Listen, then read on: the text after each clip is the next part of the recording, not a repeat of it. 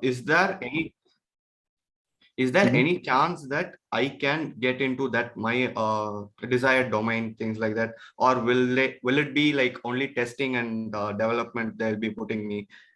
I'm not Okay. sure about it. Yeah. Okay. So within Infosys, I think the way it works is you go to their training center in Mysore, right? So you undergo some basic training, right? And then they will choose the project for you, or you will choose the project. But I'm not sure about that. But if they put you into a cloud and DevOps kind of project, it's great for you. If they put you into a software engineering project, the same answer that I gave Avikam is to study on the side, you know. And then for sure, because if I have to recap it from my career, I was working in the non-technical domain for close to 1 year before I started studying AWS, started doing AWS certifications and all that. And then only I shifted my career into a cloud and DevOps domain only after 2 years, you know. So whatever domain you are in right now, or whatever domain Infosys is going to assign you, go with that. Have a lot of experience in that, but on the side always study about some other domain that is totally not related to what you're working on. So in that way you get two domains knowledge. You think broad, and you get a really good market value.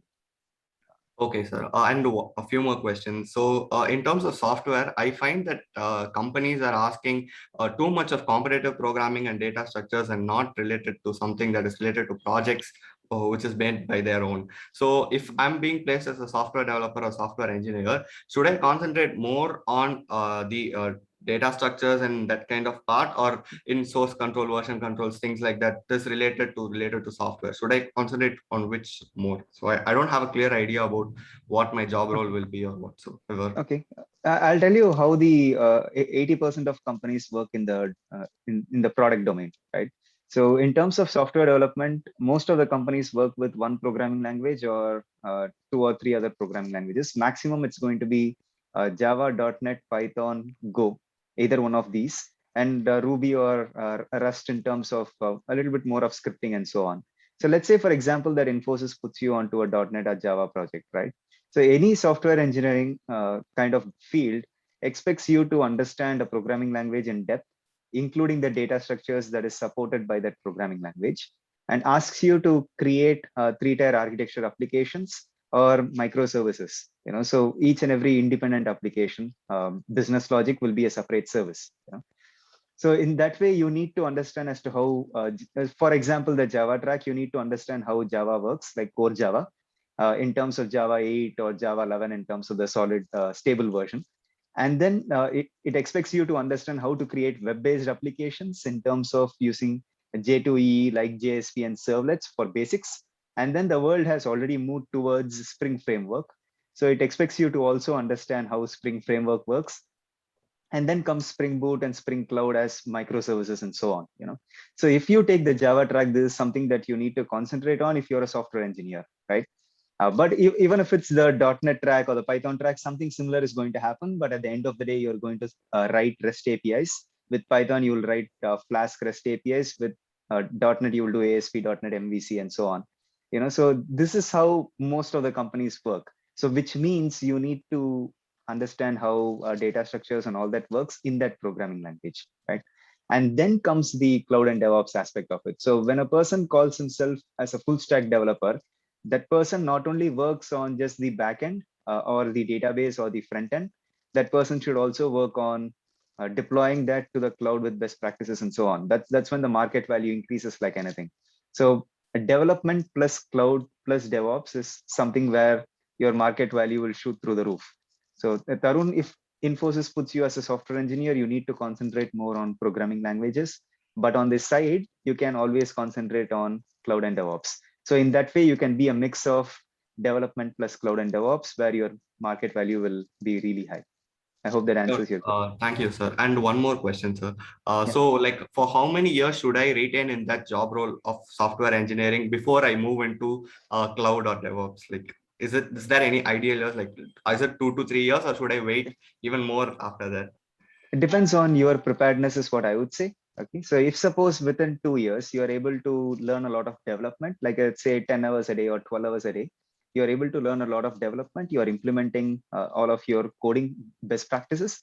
And at the same time, 1 hour or 2 hours, you are studying about cloud and DevOps. I would say in 2 years to 2.5 years, you should have knowledge about developing an application from scratch, and also one or two cloud certifications knowledge, and deploying your artifacts in a CI/CD manner from Git and so on.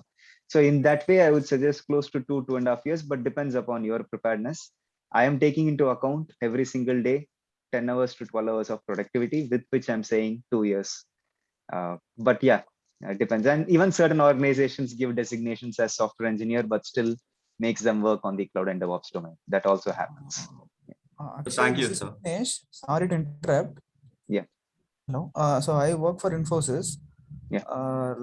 So they have a policy here, like Infosys is shifting towards cloud technologies. They are like what they are conducting many events, like they are providing vouchers and all to all the three major platforms.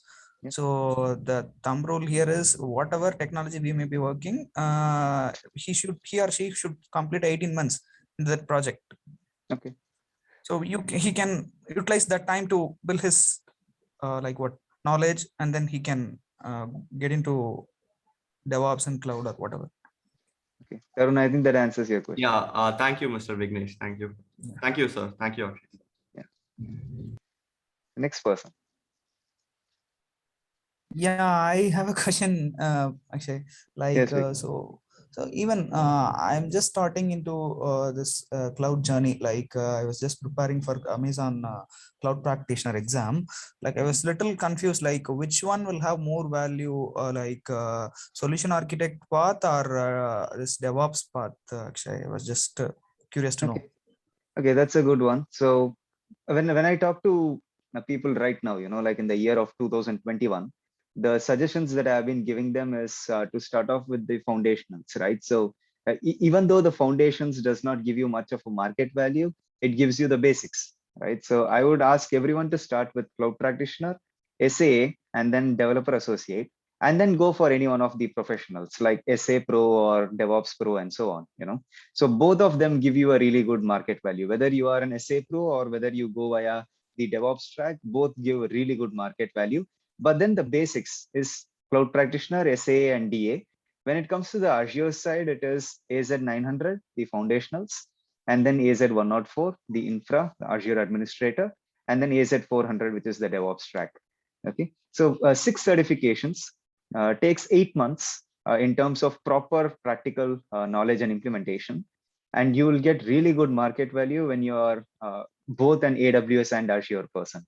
So now the world is moving towards multi-cloud and implementations across cloud platforms. So in that way, if you are constraining yourself to just one cloud platform, your market value is going to slowly start depreciating. So you need to concentrate more on multi-cloud. And these are some trends that are changing in the industry based on all of the LinkedIn jobs that I look at, so that's why I wanted to give you this insight.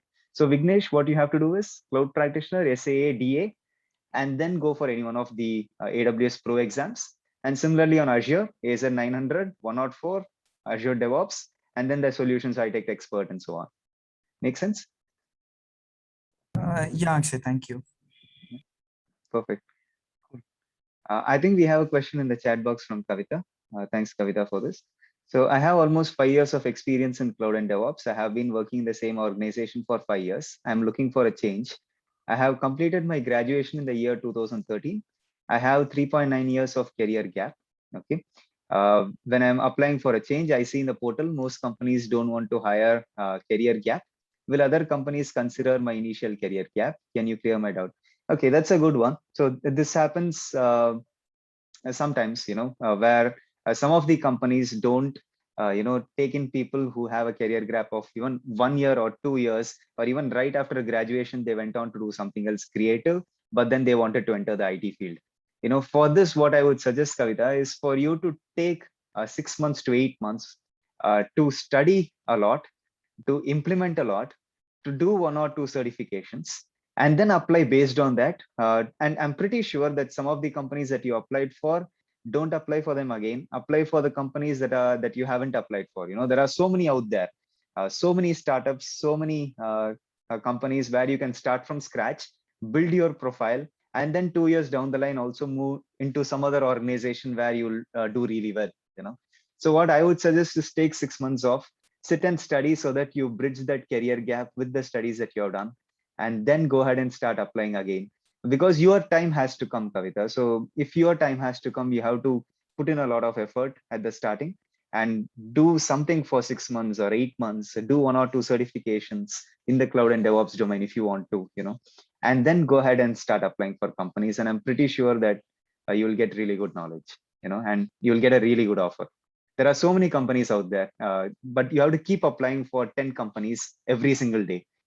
Like how you study 1 hour every single day, you have to apply for 5 to 10 companies every single day. It has to be consistent, and only then you'll get callbacks from some of the companies. So try doing this, keep doing what you're doing. You are on the right track, but study more faster, study more harder. Cool. I think we have one more or two more. Yeah, from Deepak. So I studied mechanical engineering, but after engineering, I studied for competitive exams. Now I don't get job from that. So my friend suggested me to change my field to IT sector. So can you suggest which course I should choose? So for you, Deepak, I would suggest one programming language. So take either Java or Python or .NET, or even Golang and Ruby, one of these 5 programming languages, and study it in depth for at least 5 months. So something like I said before, if you take the Java track, Java, JSP Servlet, Spring Framework, study one programming language in depth, go in depth for 6 months. Take the in 28 minutes course on Udemy for Java. They have excellent content for that, and do their entire course for enterprise Java as well as core Java and Spring Framework with microservices. That should be your first concentration. So rather than going into the cloud and DevOps space at the start of your career, I would suggest be a software engineer, work in the development space, and then move yourself, or on the side study cloud and DevOps. And at one point of time, you would like cloud and DevOps more, and then probably go into that domain. But study one programming language in depth. If you're choosing Java, choose the in 28 minutes course on Udemy. In 28 minutes is the author. Okay, so that should be your starting point. I would say start with core Java, and then let me know later whether you are able to complete it, whether you're able to understand it in more detail. Okay. Actually, Vignesh again here. Yeah. Someone said, so everybody will be belonging to some other stream. He may be from a development or testing or whatever background. So once he like you said, right, if he completes some 6 certification in Azure and AWS or whatever provider, so he's trying in his own organization. Suppose he don't have any opportunity if he looks outside. So will they consider with the certification, or what is actually happening? Okay, that's a good one. So when you walk into an interview, Vignesh, you have your profile, right? So your profile is how you sell yourself to a particular company, right? Because I always say this, that for you, the job is a need, for them, you are a choice. So make sure that you're the best choice, right? So which means your profile, if it showcases more implementations in regards to cloud and DevOps and so on, don't you think that if you speak the right words, if you speak the right terms, if you're able to answer their questions, don't you think that they are going to give you a job? Yes. So if we are, if they consider it as so this person's app, they will give us. But still, practical implementation, like we can search in YouTube, some practical scenarios are there. But still, so how it will be in the real time project? That's what I'm. Oh, there is thinking. no difference. Okay, so I'll clarify this one more time. So there is zero difference, literally zero difference between you doing the practicals from the course material and how we do it in the real-time industry. For the last 4 years, I will tell you, I have never faced anything different from what I have done from my course material to what I do in the real-time industry. It's just the scenario is different, but the services are the same, the configurations are the same. You just need to be a little bit smarter in terms of configuring it properly. That's all. But there is zero difference between what we study from a theoretical perspective to the small labs that we do to how it is implemented in real time. Just think about extra best security practices, because you are working with the organization, you are working with the organization's environment, which means the security practices is something that you need to learn a lot more. But in regards to if there is any other totally different thing that we do for an organization on the real-time scenario, no, of course not. Okay, so that's why I said that if you write your profile in such a way that you do these implementations step by step, and you have, let's say for example, you take a look at my LinkedIn profile, you do this exercise later, take a look at my LinkedIn profile, see if you can format a profile along the same lines by doing the implementations, and then let's say that you walk into an interview and you talk about those implementations, and they ask you questions on that and you are able to answer them because you have done it, right? If you have done it, you will be able to answer them. Then I'm pretty sure that they are going to give you an offer. So that's how it works. So there is zero difference between working on a production environment to doing it on your labs. Yeah. Okay, thank you, Akshay. So which means you just need to concentrate more on practicals. So practicals every single day. Like open the AWS console, do some random shit. Okay. So do more practicals. That's what I would suggest. Yeah. Okay, thank you. I mean, it's So just the way that you ping said yourself, man. That's all. Yeah, can you just ping your like LinkedIn profile over here or in the Okay. YouTube? So it'll be Yeah, sure. follow Balaji, you. please do the honors. Yeah. Cool. Okay. Very nice. Okay. So Mahadev is asking for AWS learning. Any programming language knowledge is required to learn for that or not? So for AWS learning, of course not. No programming language is required. The basics, Mahadev, is just Linux basics, networking basics. There is no need for you to learn a programming language. But if you learn a programming language, if you are able to automate using a programming language like Python and so on, if you're able to automate your infrastructure or automate any pipelines or do any kind of automation, then your market value will be much higher than not knowing a programming language and knowing AWS. Okay. So that's something that you have to remember. So you should be because think about the cloud and DevOps space, guys. DevOps is developer plus operations. It's not just operations. So you should not only do Git, Terraform, Docker, Kubernetes, configuration management, and CI/CD. You should also learn a programming language. That's how you become a DevOps person. That's how you become an SRE, a site reliability engineer. Just by knowing the cloud and just by knowing some DevOps tools, your market value will slowly start coming down, and people who know programming language with DevOps, their market value will increase. That's why I always say development plus cloud and DevOps. So you know how an application works, know how an application is written from scratch, and then move towards the cloud and DevOps domain. And excellent market. In a few moments, I'll tell you the exact salary range that you could possibly get and the higher range when you're within India and when you're outside of India for different levels of experience. I'll give you that knowledge, and then you can estimate to yourself that this is where I am and this is where I have to go. Okay, cool. So Arvind has asked, currently I'm stuck in testing domain with a year bond period in a company. How to equip myself to get into the cloud domain after a year? Study for 1 year. Arvind, sit and study for 1 year. Study the certifications that I mentioned. Don't necessarily write that, but study that.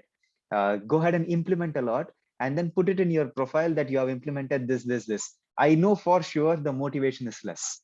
When you're working in some other domain and you would like to shift to some other domain, the motivation is less. But if you really want to do it, even the motivation to go ahead and log into the AWS console and do a lot of practicals, that motivation is less because you're working in some other domain. But if you start doing that, then, because always think about this, think to yourself that 28 people are here. Cloud and DevOps is an added advantage. For people who are in a different domain, cloud and DevOps is an added advantage. So if you study that added advantage, then your market value will increase. Otherwise, if you're in the same domain, your market value will be the same, or it will increase only 10% year on year. But if you study another domain and you have that as an added advantage, it will go to 40%, 50%, even 310%, which recently happened. Even 300% is possible. So just remember that cloud and DevOps is an added advantage, and whatever your current domain that you are in, that domain will never become obsolete. You can always still talk about it to your recruiter in your next organization that you go to. You can always help your testers in that respective organization that you go to. But maybe your current roles and responsibilities will change, but you will never forget testing. You will never forget your testing domain. It's just that if you want to change a domain, you have to do the hard work for 1 year or 6 months or 8 months.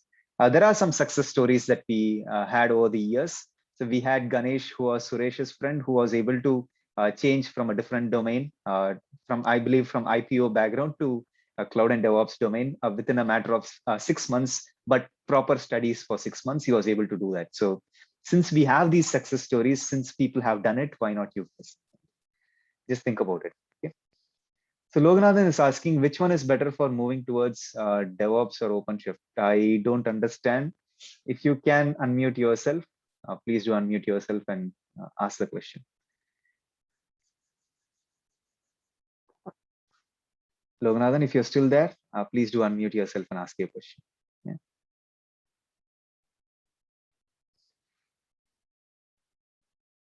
Okay, or else put it in more detail in the chat. I'll move on to the next one. So Dusky is asking, is it necessary to have certifications to switch jobs in cloud domain? Of course not.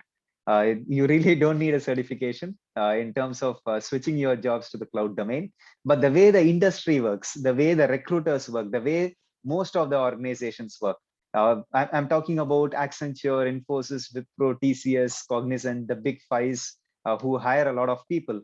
Most of them, they look at certifications because they get a lot of business based on you doing a certification. So there are certain advantages for an organization when you do a certification. They go through levels of partnership with AWS, from all the way from consulting partner, I believe, to premier business partner and so on. So that's one of the reasons why they push you towards doing a certification, or they expect you to have a certification. So, but think along these lines, do the certification for yourself. Don't do it for the organization. Do it for yourself. So that at a later point of time you get more returns and revenue from that rather than the organization. But there are a lot of companies who don't even require you to have a certification.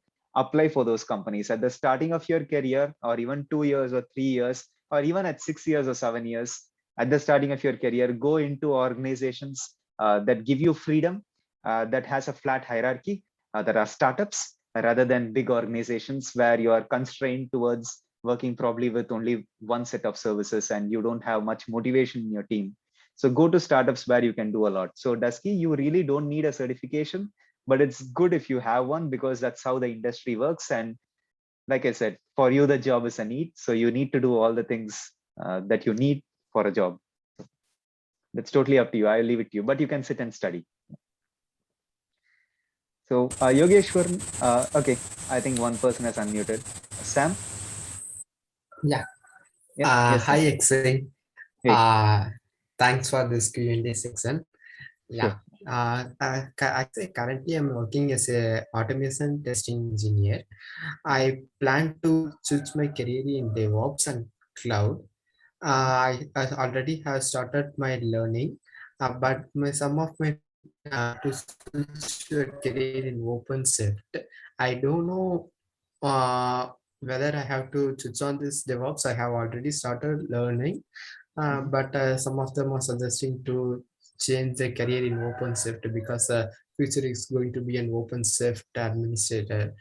I don't know which field I have to go on.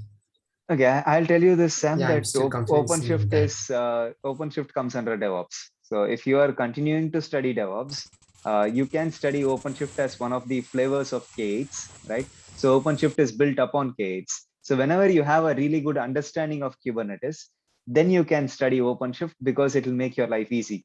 But without studying Kubernetes, if you want to move towards OpenShift, I believe that you will not know how it is being implemented underneath, right? So while you are doing this DevOps itself, like while you are studying DevOps like Git, Docker, Kubernetes, and so on, also study OpenShift as part of DevOps.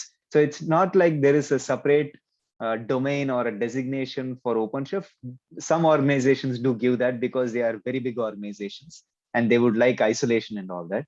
But what I would like you to do is be a DevOps person and also study OpenShift, you know.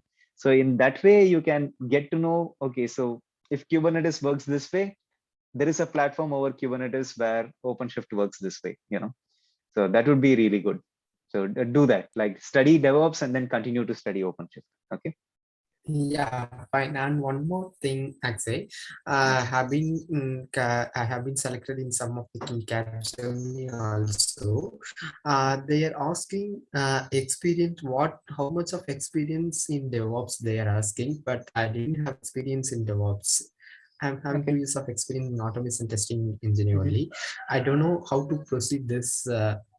Because most of them are entry calls are bit like this. How many Yep. years of Yep. experience in DevOps only? They Yep. need at least 2 years of experience. Change your profile. Change your profile. Like the profile that you're selling to them. Uh, Work more on DevOps. So you are working more on DevOps, right, on your side. Change the sentences in your profile to state that you're working more on DevOps, and then tell them that I have close to 1.5 years of experience in this field. But change the sentences in your profile. Because you have worked on certain implementations, put those implementations, change your sentences, make sure that all of your big implementations are on top and the smaller implementations are on the bottom. In that way, you can sell your profile as a DevOps engineer profile. Make sense? Ah, thanks, Akshay. Thank you. Yeah, cool. Awesome. So we have Yogeshwaran over here. I have studied Core Java, Basic Soups, JDBC, TCP, UDP, Swing, Applet, and so on. So yeah, Yogeshwaran, simple answer, studying how to create web-based applications with JSP and Servlet, and then move your career towards Spring framework. Okay.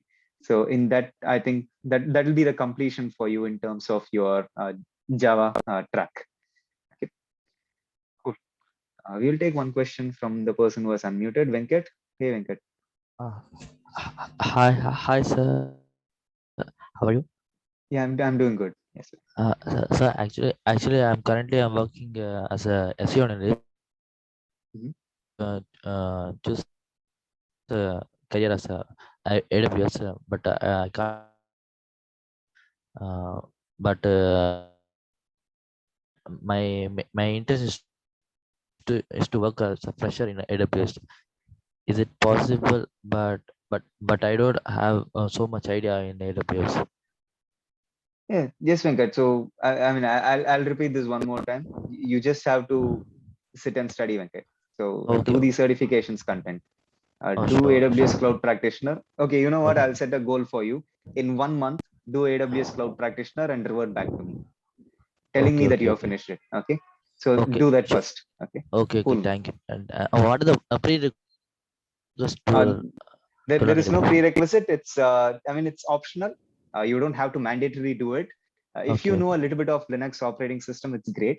If you know Oh. how IP address and Oh. subnetting works, it's good. Okay. That's the max that you need for Cloud Practitioner. Okay.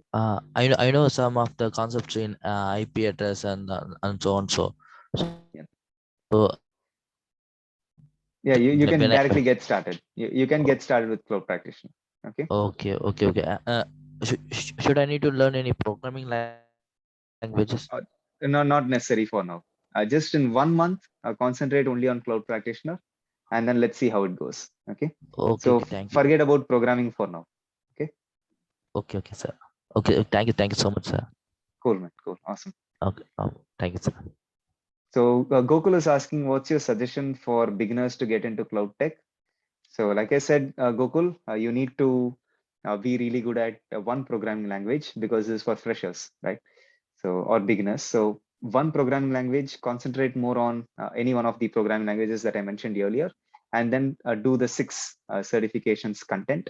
So 3 on AWS, 3 on Azure, and then I'm pretty sure you can get a cloud support associate with Amazon with 12 lakh package, or you can go with any other cloud engineer designation with 7 lakh or 8 lakh package. It's 100% possible. Yeah. So the six certifications, 3 on AWS, 3 on Azure, inclined towards infrastructure and cloud native DevOps is something that we are looking out for. That's how the industry has changed. Okay. I'm not talking about Google Cloud right now because we need Google Cloud to become more mature. So we are waiting for that. So in the meantime, AWS and Azure, 3 over here, 3 over here. Cool. So could you explain the Python track a bit? Like Java, we have like it's been clear for now as long as the session has gone. But like with Python, what all is needed, like Django, Flask, or Mhm. Flutter? Okay. So I would ask you to first be really good at the basics of Python in terms of its data structure, syntax, the if and the for and all that, right? And then you can start thinking about creating web-based applications using the Flask API and how REST API works and so on. So then you can go ahead and concentrate more on Django, which is like a framework, right? Like how Spring is a framework, Django is a framework, and then start automating a lot of AWS-based cloud infrastructure. So something like whenever an EC2 instance is launched, you would like to tag it using certain tags. All these are event-driven pipelines where Lambda functions come into play, and start writing more Lambda Yes, sir. functions for different use cases. Okay. Okay, So sir. Thank you, sir. that would be a really good starting point, and that's where you would end your cloud automation. And there is a Okay. course on Python on Udemy from zero to mastery. I don't know the author, I forgot the name. I think it's Andrew or someone. So do that entire course from zero to mastery in Python on Udemy. It's really good. Yeah, Okay, sir. Thanks a lot. Sir. cool. Awesome. So we have so many messages. Cool. So Dusky is asking, currently I'm gaining knowledge of web development skills. Does it added advantage to cloud environment, or it's totally inappropriate? It is an added advantage because you develop web-based applications using HTML, CSS, JavaScript. And then you also work with frameworks like Angular, React, and so on. And these applications are also deployed to the cloud, So you can deploy a static web-based application to Amazon S3 and have CloudFront in front of it, or you can deploy it to an EC2 instance in front of a load balancer, behind a load balancer. You can also deploy it to a container onto ECS, having a load balancer in front of it and domain registered with Route 53. Or you can deploy this web application to Kubernetes and have an ingress, which is nothing but a load balancer mapped to a custom domain name. So you have multiple ways to deploy a single web application. So Dusky, you are on the right path, and it's not inappropriate. It is perfectly appropriate. And as I mentioned, to have some network concepts in handy, which resources to cover with it, which level to acquire. So Dusky, if you are able to get the CCNA's knowledge, your networking on AWS is going to be really strong. But I don't want you to, go up to the level of CCNA. I would like you to just understand the TCP/IP protocols, the 7 layers of the OSI model, as well as how an IP address works, the flavors of an IP address, and then how a network is created and how is it subnetted. So as long as you are able to understand subnetting and a little bit of routing using route tables and so on, you will have a really good knowledge on the AWS side of networking. So it does not mean that you have to study up to the level of CCNA or CCNP, but if you are able to study up to that level, it's excellent. You will be able to understand how AWS implements everything under the networking side of things. But that's great. Like just the basics is more than enough, the ones that I mentioned. Okay. That's a really good question. Thanks, Dusky, for that. And Yogeshwar is asking, I have been selected as software engineer. Will web-based work experience worth it? So you're asking if you're doing web development and is it worth it? Yes, it is worth it. I mean, at the end of the day, everything is knowledge. Guys, remember that at the end of the day, everything is knowledge. So the more knowledge you acquire, the much better you will be, and the much more your market value would be. So that's why I keep reiterating development plus cloud and DevOps is how you increase your market value in today's world. Okay, cool. So Samsudin, how can you start DevOps? You have no knowledge in DevOps. Okay. So now let's consider the DevOps track. Okay. So let's say for example, all of your source code is in Git, right? So which means if your source code is in Git, you need to understand how source version control is done, how branching strategies are done, how tagging is done, and so on. So that is the basics. So you start with Git, and then you think to yourself, where are my environments? My environments are in the cloud, right? So if my environments are in the cloud, how do I automate all of my infrastructure in the cloud? You use something like infrastructure as code, like Terraform or Pulumi or AWS CloudFormation or ARM templates on Azure or deployment manager on Google, or you use the CloudFormation development kit or called a CDK using TypeScript and so on. So you use either one of these technologies to go ahead and create your infrastructure in the cloud using best practices as modules and so on. And once you've created your infrastructure in the cloud, the next thing that you need to think to yourself is, what kind of application is there in Git? Is it an application that can be containerized, or is it an application that can be directly deployed to virtual machines? If it's an application that can be directly deployed to virtual machines, all you have to do is learn a CI/CD tool with which you will be able to go ahead and deploy this application to a virtual machine by just SSHing into that virtual machine, So which means that CI/CD can either be Jenkins, it can be Travis CI, Circle CI, GitLab CI, GitHub Actions, Bitbucket pipelines, and so on. There are so many. Okay, so you can study either one of them. Okay, and then you have to think to yourself that if it's a containerized application, I can containerize it. I can write a Docker file. I can containerize it. Then you have to start learning about Docker also, right? And then how do you handle containers at scale? So let's say, for example, you have 250 containers to 300 containers and so on, or essentially ultimately it's microservices, right? So each and every container runs a microservice. So if you have microservices at scale and you have deployed them as containers at scale, to manage them, you can use Kubernetes, So in that way, a CI/CD tool, Git, Docker, Kubernetes, and then you learn about Terraform or any one of the infrastructure as code based tool to create your infrastructure in the cloud. Now it's an ideal DevOps track, right? So this is what you got to study in terms of DevOps. And then comes, let's say, for example, there are certain organizations like Swiggy and all, I believe they run close to 900 virtual machines and so on. If you want to keep so many virtual machines at scale in the same configuration, like all the 900 should be in an ideal state, you use something called as configuration management, which is nothing but Ansible, Chef, and Puppet. Or you can use the cloud-based configuration management like Systems Manager on AWS and so on. So that's only when you handle things at scale, like 1,000 servers or probably even 20 servers and so on. So where you can't go into each and every server and do the configuration, but where you are using something like configuration management to directly apply it to all of these servers. So this is the ideal DevOps track. So Samsudin, if you want to study DevOps, take 1 year or take 8 months to go through this entire set of technologies that I mentioned. Do a lot of implementation. Don't just study the technology, do a lot of implementation. And there is a one-stop shop for you to learn this, which is Code Cloud. Invest in good platforms like Code Cloud. It's 6,000 for the year. On an offer, it will be 3,000 for the year. Look out for an offer, invest in Code Cloud, and get a ton of knowledge through all the implementation that he does. Okay, the author is Mumshad. Yeah, I think you guys would know about. Okay, cool, awesome, great, good questions. Okay, Nanda Kumar, hello sir. I hope you're doing good.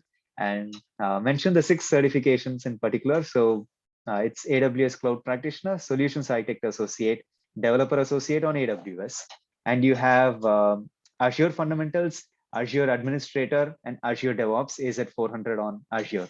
So it is infra plus cloud native DevOps. And then comes your professionals, like on the AWS, you have DevOps Pro, SA Pro, and so on.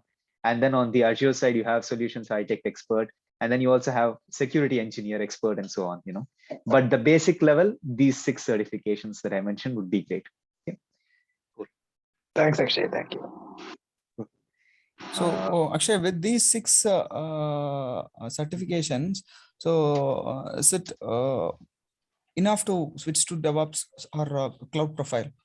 I would say cloud profile.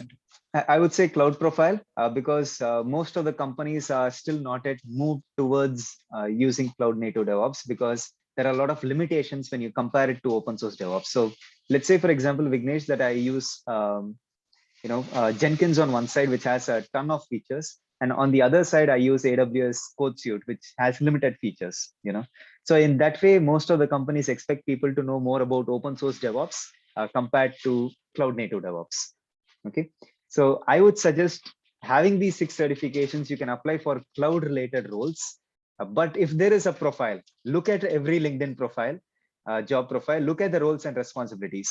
If some of them have AWS CodeSuite or Azure DevOps, you are lucky. You can also apply for that. You get the idea.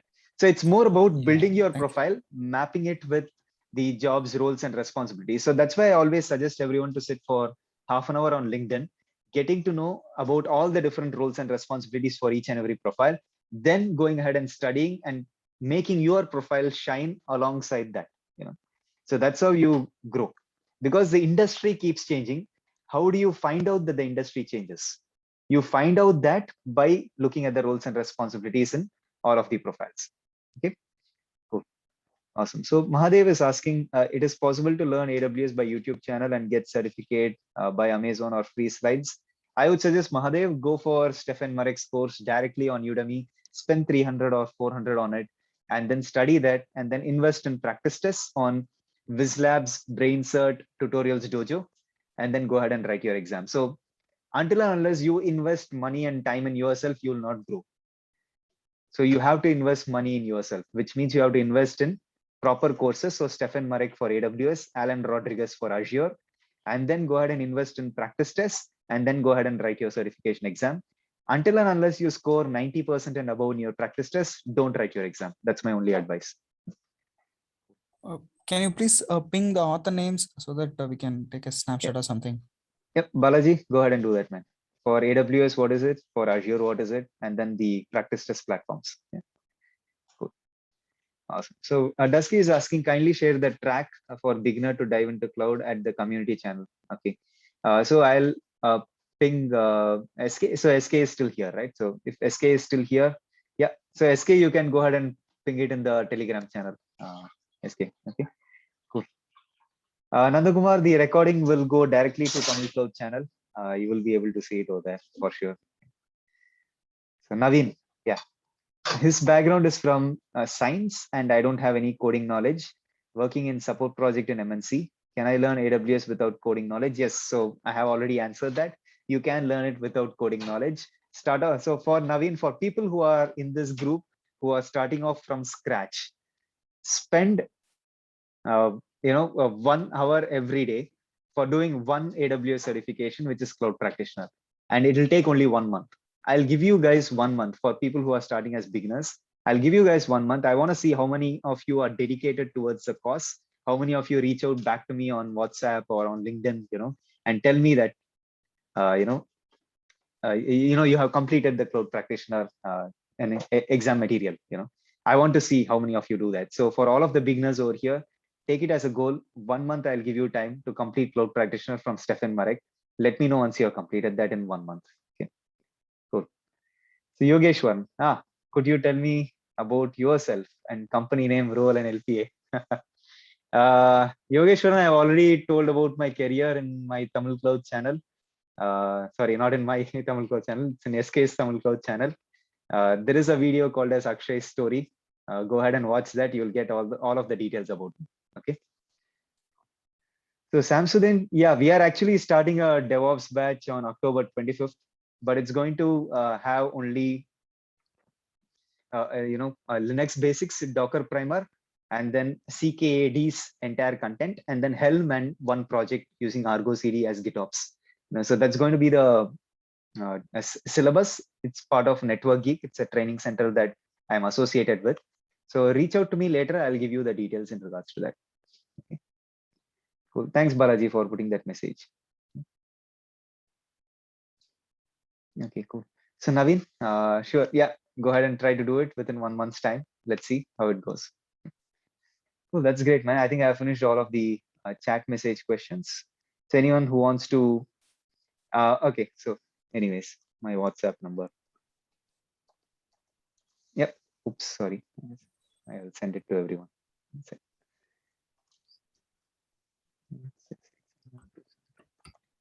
Yep. So yeah, I put in my Actually, WhatsApp number. Can you send your LinkedIn ID also to everyone? It's there in the chat box. It's there in the chat box, Sam. Yeah, look at the chat box. Yeah. Actually, can you comment on like what is the maximum amount of salary one can get if he had a very solid knowledge on this cloud platform? Be it DevOps or solution architect, whatever path. I don't know whether it is right or wrong to ask. So sorry if I asked.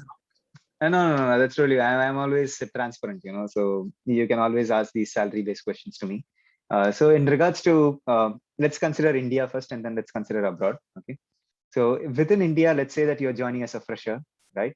So with service oriented companies, you yourself know because you're an Infosys. With service oriented companies, it starts with 3.5 to maximum 4.5 until it's TCS Digital, where you get 6.5 to 7, right? But most of the startups give you around 6.5 to 7. That's the starting salary for a person who has already entered into the cloud and DevOps space by studying in their final year of college or during their third year of college and so on. But they don't have any certifications, but they have a working knowledge of the cloud-based platform, and they are able to talk during their interview. So, how much ever you study, the difference comes only when you attend an interview. And when you attend an interview and you're able to do wonders, right? So that's when your market value will go really high. For a 2-year experienced person, or 2 to 3, let's consider 2 to 3, it should be less than 10 or close to 10. But there are some organizations even for 2 to 3 who give all the way up to 15, right? But 3 plus, let's say 3 to 5 or 3 to 4, or let's say that you are exactly 3 years experience around that range, it should be 15 plus, provided you have really good knowledge, right? So whatever I said, like the 6 cloud platform certifications content with a little bit of DevOps knowledge. So it should be 15 plus. And then if you are 4 years plus experience and onwards, it should be 17 to 18 range. But there are some companies, even when you are 3 years experience, who give 24. So companies like Zeta, Razorpay, all of these payment-based companies in the last 6 months, they are giving close to 20 to 24 kind of LPA. So this is something in the cloud and DevOps space in India. Okay. So I hope you get the upper limit. So as long as you're really good, this is the upper limit. So always one more thing that you should think about is you have to demand for what you want. If you don't demand, the company is going to be like, okay, 10% appraisal, no worries. If you don't demand, the service oriented companies are going to be like, let's probably, we have reached $1 billion US. Let's give this guy a watch so that he does not ask anything in his, appraisal, or let's probably give him a 1,000 bonus, or, 4,000 bonus or something like that, or probably a Google Home Mini to his house so that he does not ask much in his appraisal. Those are all tricks for you guys to not demand.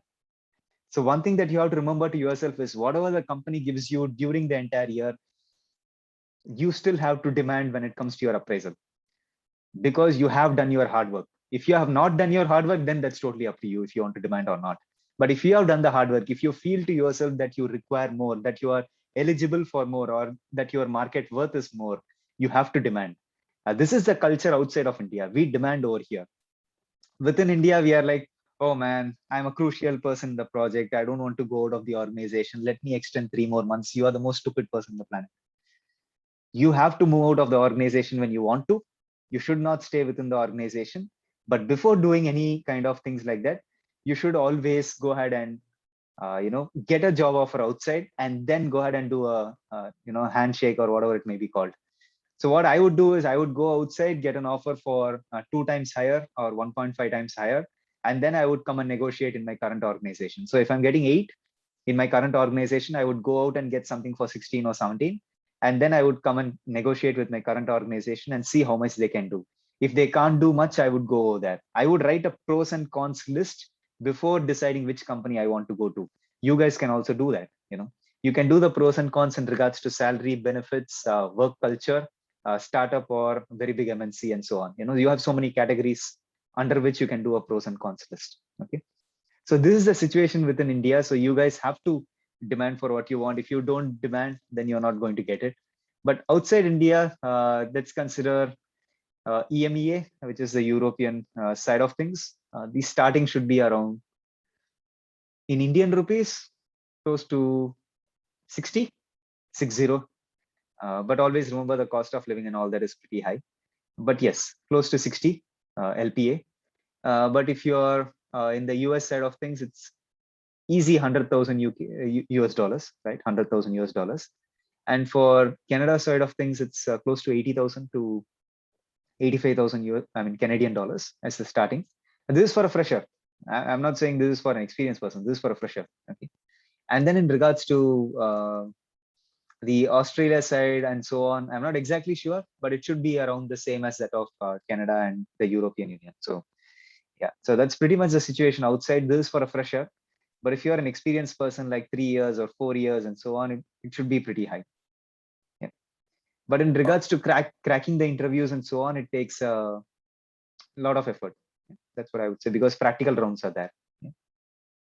Yes, any Vignesh. comments on product-based companies in India, like maybe Freshworks or something else?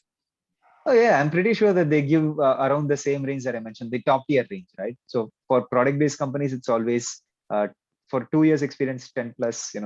Amazon is giving for 3 years 30, including shares and all that, right? And even Freshworks and all that, they give a really good pay. I believe it should be around the 14, 15-ish for 2 years of experience. Yeah. But I think for Amazon, we have to be strong in data structures and algorithms. Not necessary. Go as a cloud support associate. then go as a cloud support engineer.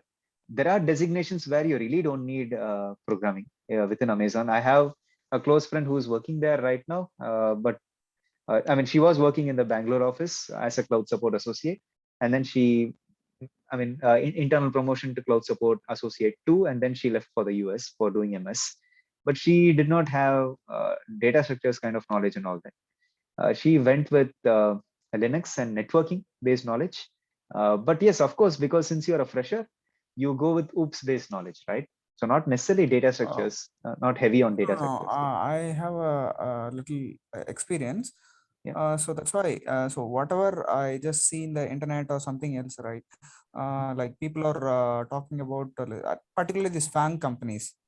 Yeah. They are Yeah. talking much about this DSA. I came from mechanical engineering background. Mhm. So, but still, so it just took some time to understand what is happening in this industry. But still, DSA is good, but still, I'm not up to their mark. That's the thing here. Yep. So that's why I'm Yeah. thinking. No, I understand, but I would say forget about FANG, work in startups. Yeah. So let's say, for example, the reason why I don't work for Amazon right now is because I don't want to work for Amazon, but I want to be on a client-facing side of Amazon, using all of their services. Because the only constraint that I see when you are working inside Amazon on the cloud side of things is you are a subject matter expert in 1 or 2 services, but not on the other services. But slowly, yes, you get really good market value. You have good pay packages and all that. But what I would suggest is for you to get your hands dirty, Vignesh, is to join startups. Forget about FANG. But if you really want to go into FANG, then you have to be good at data structures. Yeah. That is a reality, but not on the cloud side. Most of the people go to FANG as software engineers, and what do you say? What's those designations? Yes, SDEs. Yeah, when they go as Yes, yes. SDEs, yeah, so they require programming language, but that's not the case when it comes to the cloud side of things. You can directly join as a cloud support engineer without programming language knowledge, yeah. Provided your cloud side of things are good, right? Okay. But always, I would say, always look at the roles and responsibilities in a LinkedIn job, and then make your profile along those lines. Okay. Thank you, Akshay. Cool. Yeah, Tarun, yeah, you can reach to Poundraj. Yeah. And Dusky, for this cloud work, is there a way to have a project in freelance or kind of something to showcase to the panelists? Okay, Balaji, is there a way for us to upload a file to Zoom? If there is a way for us to upload a file to Zoom, can you upload those 5 questions, Balaji? Give me a sec, buddy. I'll check it out. Yeah. Okay. Yeah, I think there is a way to do that, but it only shows Box, Google Drive, OneDrive, Dropbox, and so on. Or you know what, Balaji, if you can put it into a public S3 bucket and make that text file public, share that link over here in a moment. It would be really great. So, Dusky, we have like 5 questions written down, which are inclined towards the industry. But these 5 questions, in terms of implementation, will take at least 1 year for someone to completely do it without any errors, completely implement it. So those 5 questions, I'll ask Balaji to put it over here or share it in the Telegram group. So if you guys want to join the Telegram group, you always can. So over there, we will share a lot of content. There will always be ongoing discussions. So SK, can you please share the Telegram group one more time over here, SK, so that these guys join over there. Over there, we will share the 5 questions as a text file. You can work on those 5 questions and put that on your profile, so that now your profile will be inclined towards someone who has worked for 1 year or 2 years in the cloud and DevOps space. Okay, so that will be really good for all of you guys if you want to shift your domain. Do a lot of practicals, and this is the way that we can do it. So in terms of freelancing, yes, Dusky, there are so many different companies that provide you freelancing kind of projects for the cloud and DevOps side. But if you have the time, you can go ahead and do it. It will be really challenging. You can take it up on yourself to do that. It's really great if you can do it, but be ready for it. So before going into another domain, you have to be really good in terms of that domain before going into it, right? So there are a lot of people out there who ask me that, Akshay, I'll go into the cloud and DevOps domain and then I'll start studying, but I tell them that before going into the cloud and DevOps domain, you need to be really good in that domain to go into that in the first place, right? So work more on the practical aspects in terms of going into the cloud and DevOps domain, and then shift your domain if you want to, if that's what you want for yourself. Yeah. Cool. Any other questions, guys?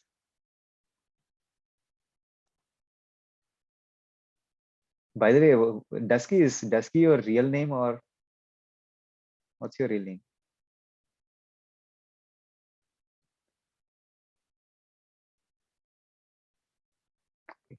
Anyways, so yes, guys, any other questions, guys?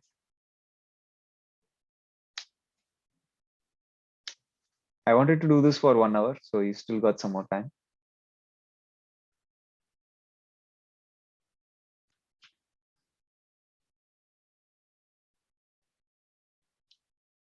But if there are no other questions from anyone, you guys can slowly drop off, and we can Sir, have a I good guess Sunday. I'll have one question.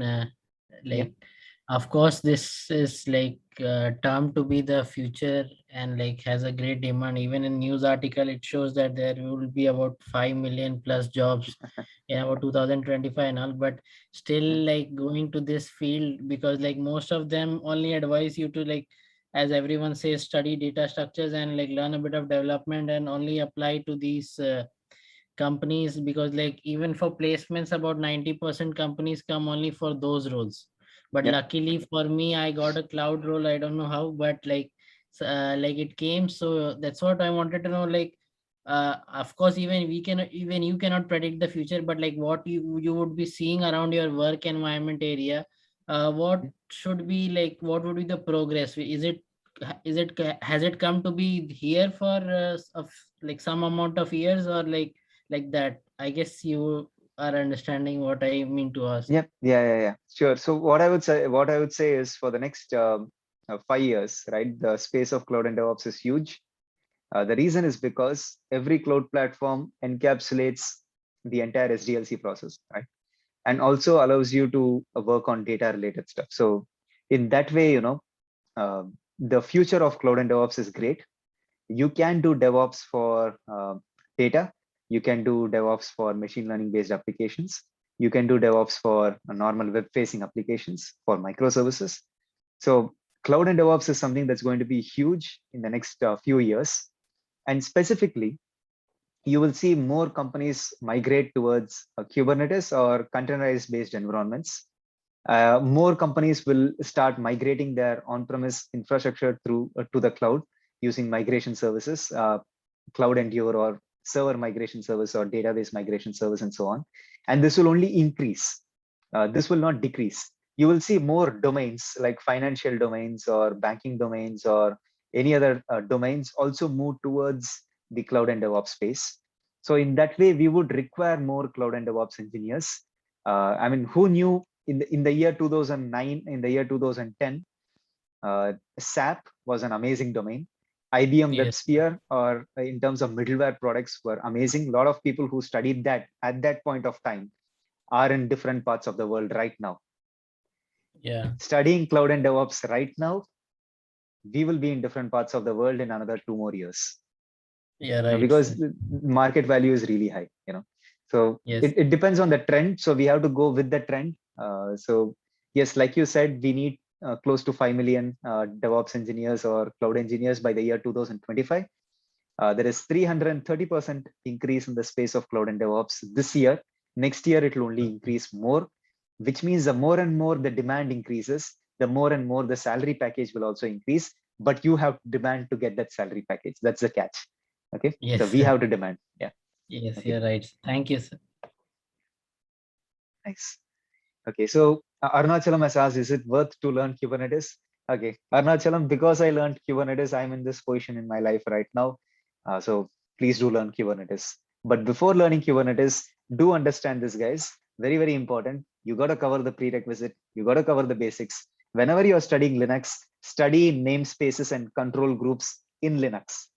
Namespaces for process isolation, control groups for resource constraints. So study namespaces and control groups in Linux, based on which Docker is implemented. Each and every container is implemented based on Linux's namespace and control groups. Again, based on Docker is how you learn Kubernetes. So learn Linux properly, learn Docker properly, then move towards Kubernetes and learn the beginner course of Kubernetes on Code Cloud, then the CKAD, the CKA and CKS. So if you are able to wrap up Kubernetes Arunachalam within the next 6 months to 8 months, and you have a really good understanding of Kubernetes, and then go to landscape.cncf.io, you have a ton of tools that works on the Kubernetes platform. Try to implement all of them. Choose one tool a day and try to implement all of them. And then dedicate your entire career towards Kubernetes, and you'll be in really good hands for the next few years. A few years, I mean at least the next 5-6 years. So that's your answer, Arunachalam. It is 100% worth learning Kubernetes at this point of time. And Naveen, yep, I would suggest Python, Naveen, for your question. Any coding language as an additional benefit, I would suggest Python or Java, but Python more so because of its syntaxes, and it's more easier to automate stuff using Python. Thanks, SK. So Yogeshwaran, for SDE fresher, which Java part I have to give more focus? Yogeshwaran, you have to give more focus to OOPS, which is the basics, and then web-facing applications, and then Spring Framework. I would suggest you to work more on Spring Framework, man. But learn JSP and Servlet before moving towards that. Okay, cool. Yes, I heard one person, Ashwin Kumar, right, who had unmuted. Hey, Ashwin. Yeah. Hi. Actually, I'm in a Linux system administrator role in HCL. Okay. I have I'm big fresher itself. I'm in work 1 year experience. I have a 10 months bond also. Now I started to AWS actually for 2 months before I started. Now I know basics, some amount of basics knowledge in AWS. But I'm from non-IT background actually. I'm a mechanical engineer. In Linux, I need to improve some other knowledge in Linux for DevOps. As of now, I have a knowledge in administrator level. Okay. Cool. So what I would suggest, Ashwin, is for you to increase your Linux knowledge. I would ask Balaji to later put a shell script course over here because he completed that. Balaji, if you can put that link also in the Zoom chat. Yes, Ashwin. So for you to start with Linux, there are a lot of Linux commands that you're going to study. You know how a Linux operating system works. You know how namespaces and control groups works. And then you have to go ahead and automate a lot of your manual tasks. So whatever you're doing manually at this point of time, try to write shell scripts for that. So that's how you practice Linux. That's how you become better at Linux, right? And then for the cloud, your Linux is going to be very less in terms of automation because Systems Manager is a service on AWS, which does a lot of automation for you for Linux-based operating systems in terms of patching, updating, and so on. So you don't have to worry more about it when you go towards the cloud side of things. But whatever I mentioned till now, if you're able to cover that, that's great. And also take a look at the Linux course that Balaji studied, and he will put that link in the group chat. And you can take a look at it and see whatever you have missed and what you could possibly cover. Yeah. Thank you. Makes sense? Yeah, perfect. And for you also, Cloud Practitioner 1 month, try to wrap it up. Okay. Yeah. Sure. Cool. Nice. Okay, so Venkatesh is asking, please tell the difference between OpenShift and other container platform. Okay. Cool. So other than OpenShift, what are the other container platforms that you have worked with, Venkatesh, or you have heard about? You can unmute.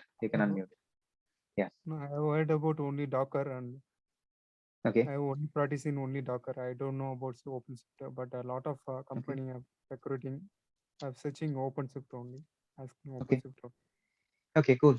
So in regards to telling it to you in short, so at the end of the day, Docker is your container technology, right? It's your container runtime engine. Okay. But when it comes to Kubernetes also has the container runtime engine of Docker, but later versions, it does support other runtime engines like CRIO and so on. But on the other hand, OpenShift is something which is a platform. That platform is built over Kubernetes, right? So there is no difference between, you can't state a difference between OpenShift and Kubernetes because OpenShift underneath implements Kubernetes, right? So OpenShift is a platform. It gives you additional advantages. It gives you additional benefits. It's a product by Red Hat, first of all, and it's very secure. If you want to set up a Kubernetes-based environment on an enterprise level, you use OpenShift. You purchase the licensing from Red Hat for the number of nodes that you want to have as part of your cluster and so on. And then you set up your OpenShift cluster in your on-premise environment. So most of the banking and financial domain uses OpenShift because they want the cluster itself to be private, very secure, not running on any public cloud platforms. Okay. So it has its own benefits. Like, let's say, for example, with Kubernetes, you use Ingress to expose your application to the outside world. OpenShift uses Route with some other additional features in terms of SSL and so on. And other than that, OpenShift has its own native CI/CD. But when you're working with Kubernetes-based environments, you go ahead and use any one of the open source CI/CD tools, or you go with cloud native CI/CD. But with OpenShift, everything is within their platform itself. OpenShift also has its own Docker registry. But whereas when you go with Kubernetes, like vanilla Kubernetes-based environments, you use a registry from Amazon, like ECR, Elastic Container Registry, or ACR on Azure, or GCR on Google, or Docker Hub, or JFrog Artifactory, or Nexus.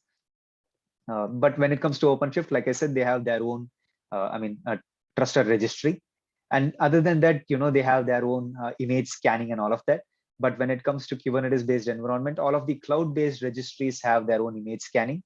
But otherwise, you need to use some open source image scanning like Anchor Engine or Trivy, or enterprise ones like Twistlock and so on. Or I believe there is one more, Aqua. Yeah. So these are enterprise ones. So in that way, what I would suggest is for you to understand OpenShift, remember to yourself that OpenShift is a platform that is built upon Kubernetes. So it gives you additional features, and it's completely secure, completely private, and you can access it through your API endpoints, which probably would be public, but the entire nodes and everything would be private. You can also lift and shift your OpenShift environment to AWS, because AWS recently had a partnership with Red Hat, and they brought out Red Hat OpenShift on AWS called as ROSA, ROSA. So you can take a look at ROSA, which is OpenShift on AWS, and it works the same way as to how OpenShift would work on-premise. You can take your licensing from on-premise to OpenShift on AWS. You can also go ahead and integrate OpenShift on AWS with other AWS services for more visibility and so on. You can have single sign-on out of the box with OpenShift on AWS, where you log in through Google login or Microsoft login or things like that. So it's pretty great. I would suggest you to take a look at Red Hat's training on their official platform for OpenShift to get to know all of its benefits. And then, but before that, I would ask you to study Kubernetes. But before Kubernetes, Docker, and before Docker, Linux. So Linux, Docker, Kubernetes, and then take a look at any platform that is built over Kubernetes like OpenShift. Or, you can also take a look at Rancher. Rancher is also something that is used to orchestrate Kubernetes clusters. You can take a look at KubeSphere. That is also an amazing product, open source product. So these are things that work with Kubernetes in the bottom as its implementation here. Okay, makes sense. Good thing you asked about OpenShift. Nice. Okay, so Balaji has also posted the course for shell scripts. So I think Ashwin Kumar, that is for you. Yep. Cool, awesome guys. I think we got some really, really good questions. Nice. Anyone else? Any other questions you guys want to ask? I'm going to keep the bridge open until 1 p.m.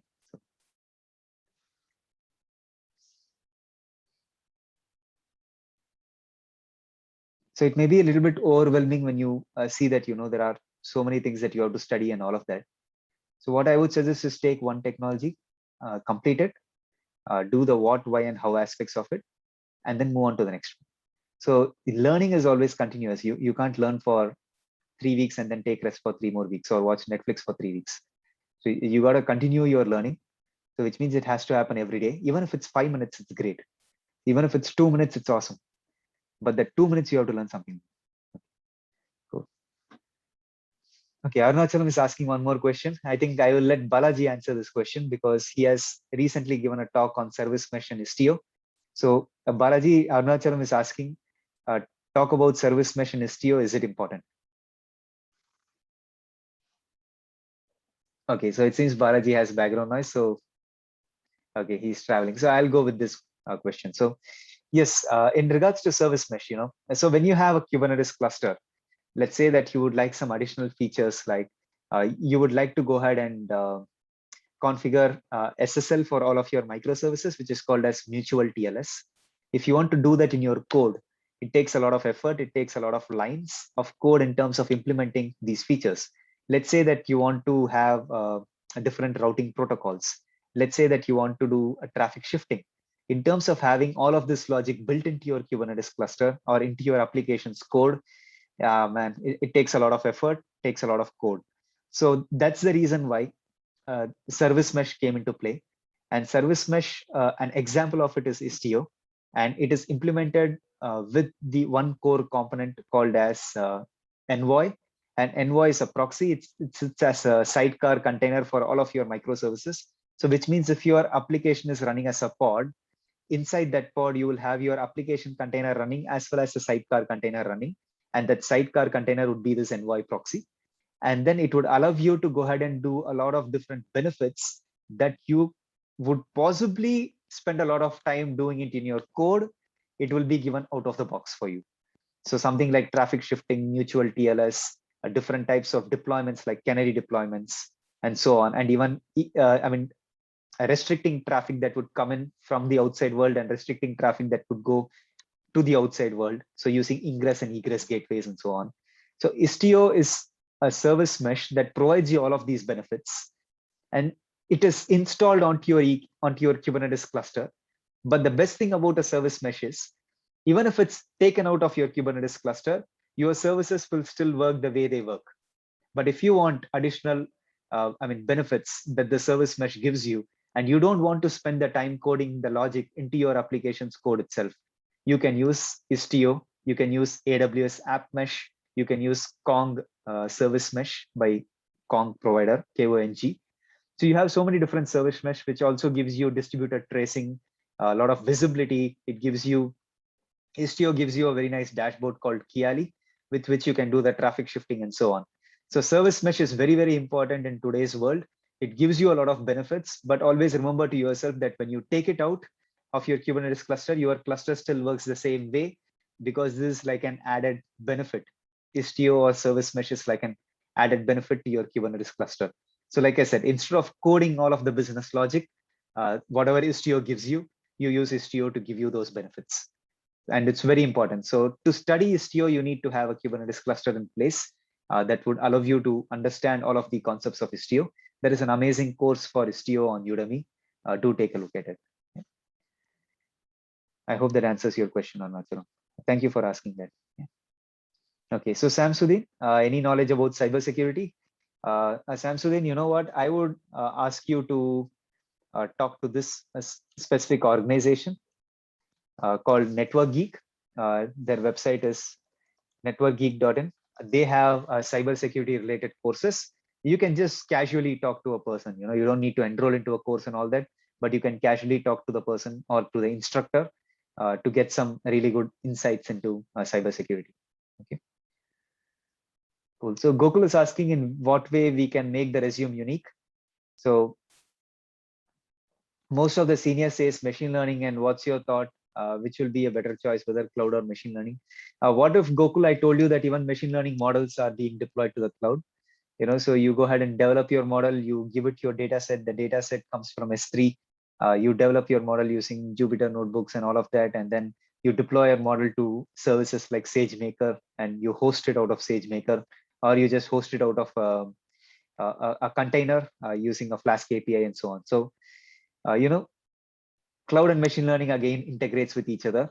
So in terms of making your resume unique, what I would tell you is to take a look at the job profiles in LinkedIn, the roles and responsibilities. I will reiterate this, and then take a look at your profile, see what is missing, and then frame sentences based on those roles and responsibilities. So take a look at 10 or 15 job profiles, take a look at the roles and responsibilities, and then go ahead and form your profile according to that, and then apply for that particular company. That's what I would suggest.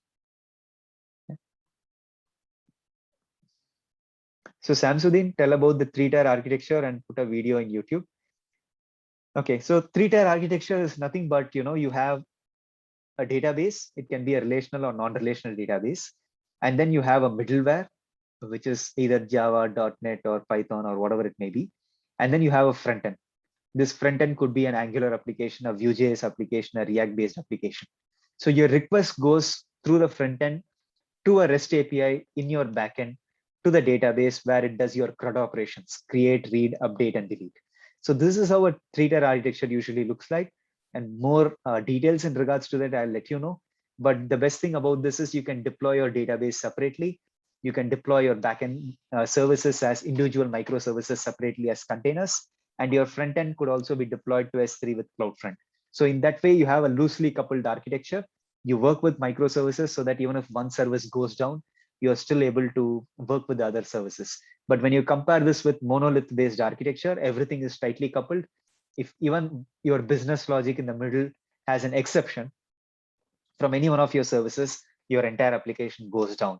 That's why the world today is moving towards microservices and more towards serverless, in terms of using serverless services of AWS or any cloud platforms.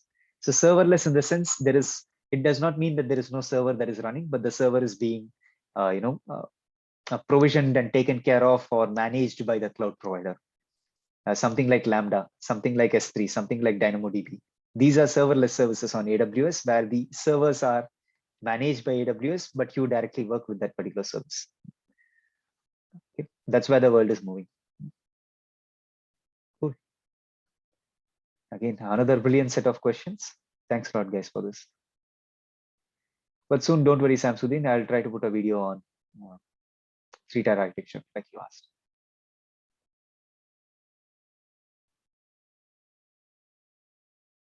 Cool.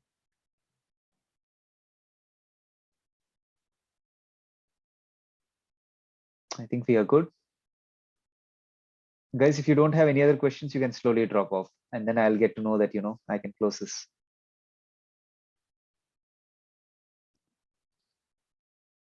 And have a great Sunday.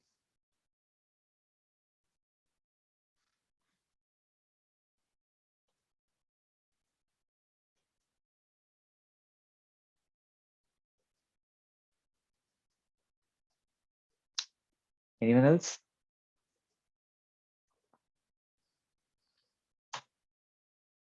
Okay, so Tarun is asking any good course to learn virtualization for cloud basics. Tarun, Google is the right answer for you. So go to Google, type virtualization, and then go ahead and learn about hardware level virtualization and para virtualization. And then Docker is something that is implemented based on para virtualization, which is operating system level virtualization. So Docker works over macOS, Linux, and Windows. So in terms of understanding Docker, yes, I totally agree. You need to understand how para virtualization works. But there is also another flavor called hardware level virtualization that works with most of your clouds sessions. Virtual machines in the cloud. Half of them are hardware level virtualized machines, but you can also get some para virtualized machines also with AWS. And then you have bare metal. Bare metal is where you go ahead and directly interact with your underlying hardware. It is not virtualized. So something like the metal instances of AWS. Okay. Cool. Oh, Samsudin, I don't know about 5G technology. I'm sorry. Google will give you that answer. But Tarun, just go and search on Google, man, for virtualization. Yeah, sure, sir. Thank you for the session. Awesome, guys. Then I think we are good to go. Thanks, everyone. Have a great Sunday.